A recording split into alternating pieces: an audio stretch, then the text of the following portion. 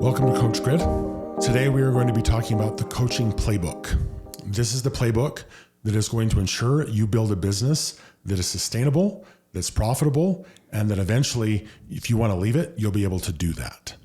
So, Kirsten, thank you for being here today. Excited to be here with you and talking about these things as always.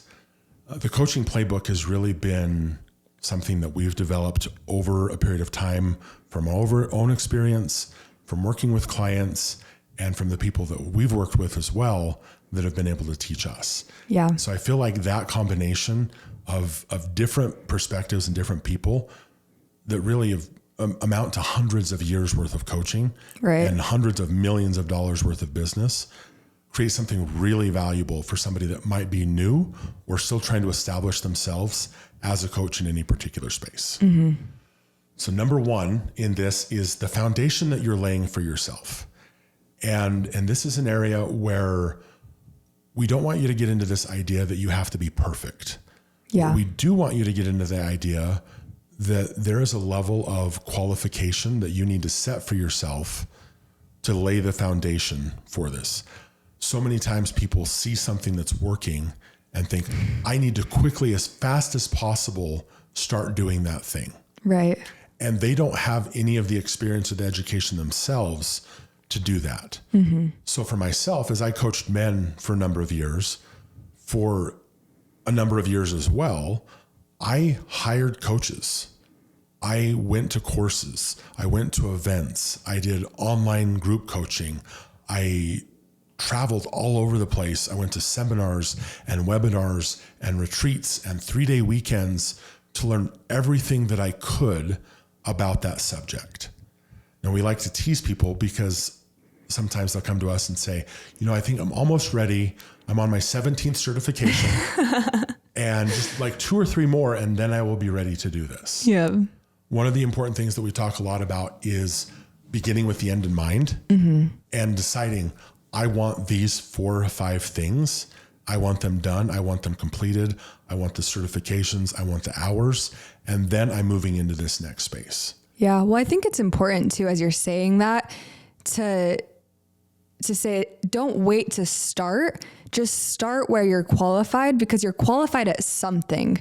So as you're saying that, I think you're moving that direction of saying, if you're not qualified yet to do this thing that you want to do, figure out what step of that you are qualified to do and start there, because there's somebody who is a step behind you and needs you. Yeah.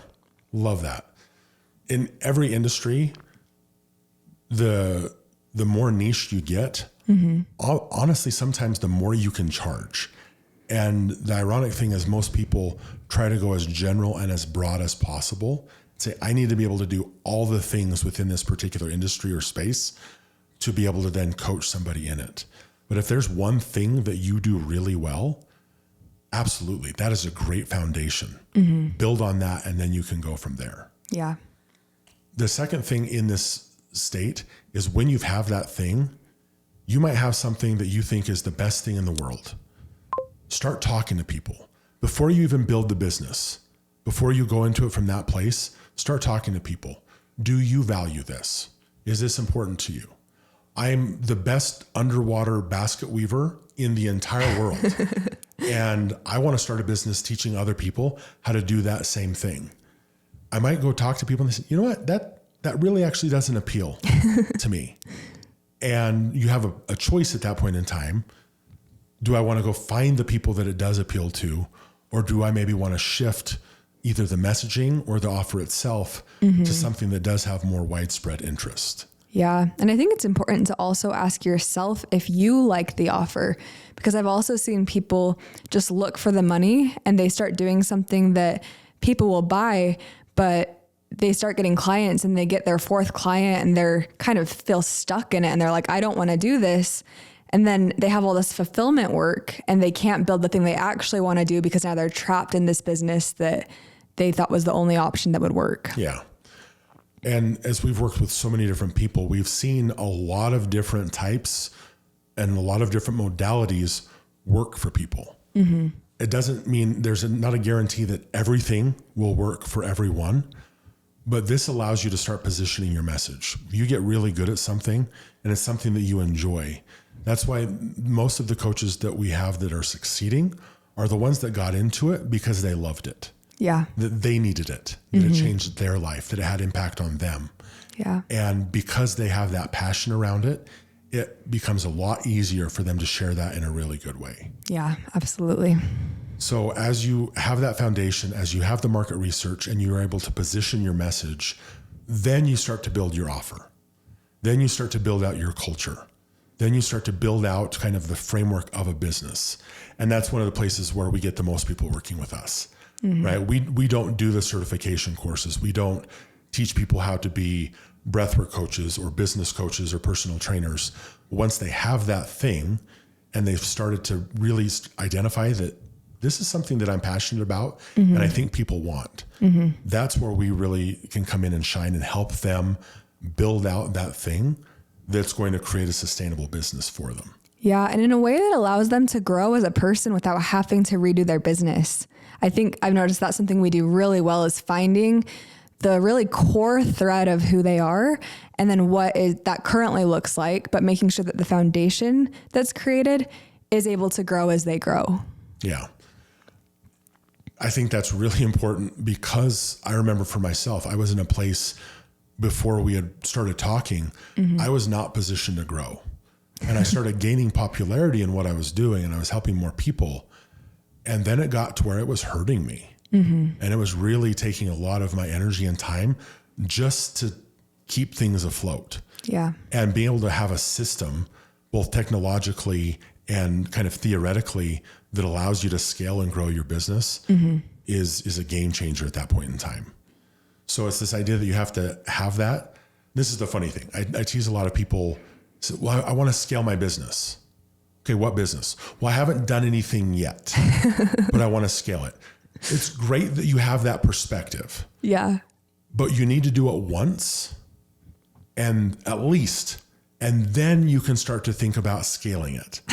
Because honestly, you don't. First session, scale. You don't know what you don't know. And so if it's, I have this idea and I have this offer and this plan and come to find out that that whole process is going to take you way more time and way more effort than you thought, well, then scaling that is going to kill you. Yeah. I remember the very first beta of the program that we run now, we took somebody through it and I was like, yeah, we could probably take on about 7 clients a week. Like I've got this. And then the first one, it took me like 2 weeks to go through it. And we were like, okay, we need to pivot a little bit. And we didn't have to throw the whole thing out, but there were some adjustments that had to be made and many more iterations before we got to the place now where it's like clockwork and people are getting the results and it's sustainable for us as well. Yeah, absolutely.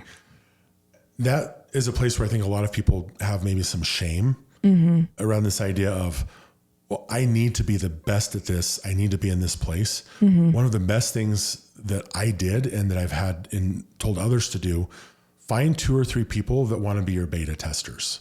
Yeah. Maybe your offer is going to be a $5,000 offer and you go find 3 people that want to do it for $500. Yeah. Now they're thrilled because they're getting this program for 10% of the cost. And you've also established this baseline. This might get messy. I might mess something up at some point in time or something might slip through the cracks. Yeah. And I want your feedback on that stuff. Right. So valuable. Yeah. And that's important to be willing to receive the feedback that you get in those early stages when it really feels like your baby. You're like, this is the thing that I just created, but it's like most newborns are ugly. And I know it looks cute to you, but trust the people that are telling you, this might be like a tweak that you could make to really make it better. Yeah, absolutely. When you get to that point and you feel good about what you have and you've built it, then you can launch it and really start executing on that for a period of time. Yeah. Most people, this is where they start. Oftentimes they haven't laid the foundation for themselves. Oftentimes they haven't done the market research. Oftentimes they haven't really even built out an offer.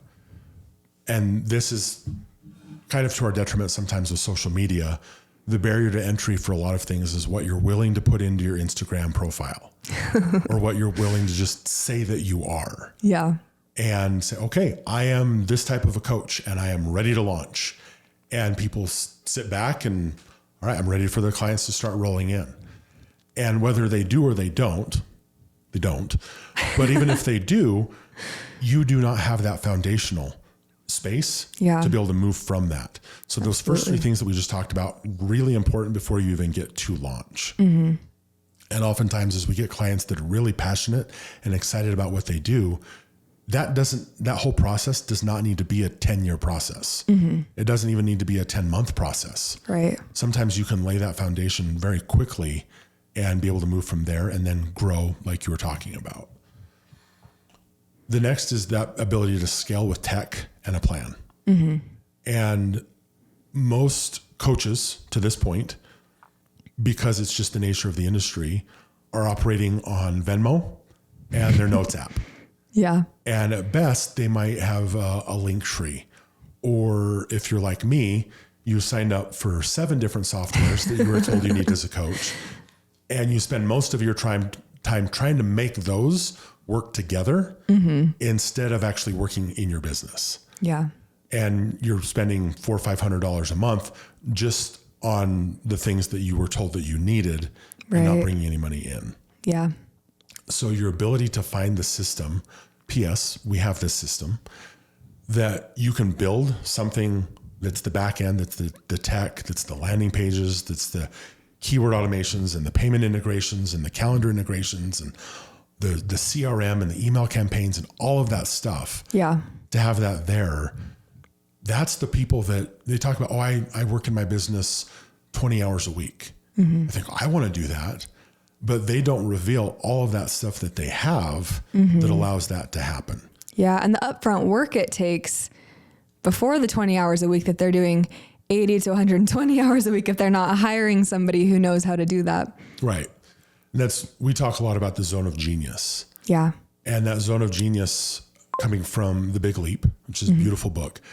But it's this idea that for you to really be not just successful, not just profitable, but happy and fulfilled in life, you want to operate solely in your zone of genius. And the things that aren't there, you want to find the people that really do well in those spaces. Mm-hmm. So my zone of genius is not software. It's not? It's or tech. That's your zone of genius. And that's the beautiful thing. The way that we met is I was trying to do all of that stuff. Well, and the dangerous thing though, is it actually probably is your zone of excellence. Like you could make things work, if you sit there long enough and you're pretty smart and with it. And you were doing a lot of that by yourself. Right. That was slowly killing me, but I was, yeah. When I was able to offload that to you and just focus on coaching and just focus on my message and stay in that space, my energy went up. The money that I was making went up.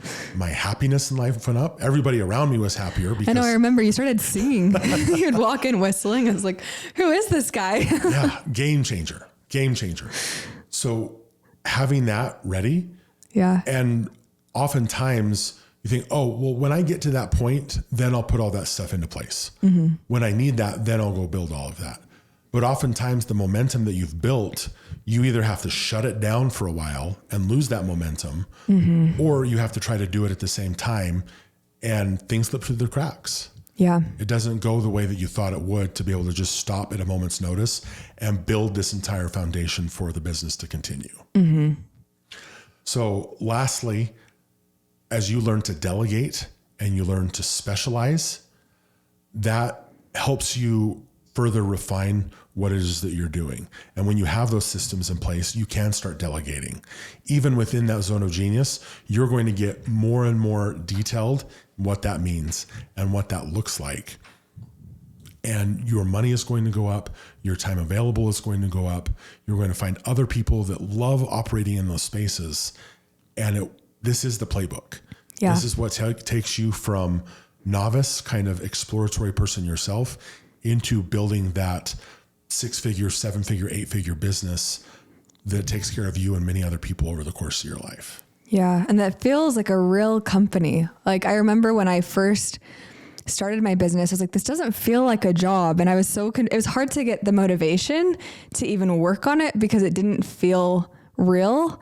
And once I started getting all these types of things into place, that's what actually allowed me to feel like I was going into work every day, something I loved, but it felt like a real job where I'm going, sitting down, doing my roles, because there were roles established and an actual structure to operate within. Yeah. So many times the coaches that we talk with, one of the things that they share is, I don't even know what to do. Like I've got this day and I sit down at my computer or I sit down at my phone and I don't know what I don't know. I don't know what to do. So this is the Coaching Playbook. This is what we do. If this resonates with you, if this has been something that you're interested in, reach out to us. Go find us on Instagram at CoachGrid or at CoachGrid.com. We'll build this playbook with you and we'll build it for you.